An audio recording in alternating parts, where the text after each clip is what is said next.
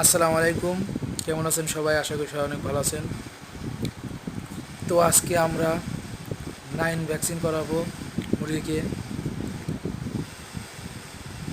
তো যে ডাক্তার নিয়ে এসেছিলাম খুবই বিজি মানুষ, তো তার আতাপাতার কারণে আমাদের একটু কষ্ট হয়ে যাচ্ছে। আমরা নতুন খামারি, তো তাকে বোঝাতে পারছি না। তো সে শুধু বলতে তাড়াতাড়ি ধরেন তাড়াতাড়ি ধরেন। তো আমরা তো পারি না। পরে ছোটো পোলাপান নিয়ে আসলাম, কারণ আমাদের হাত তো যায় না। ছোটো পোলাপান নিয়ে এসে তারপর ধরানো হচ্ছে।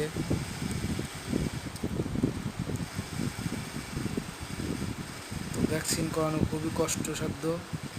এরপর 2 সপ্তাহ পর আরেকটা ভ্যাকসিন আছে।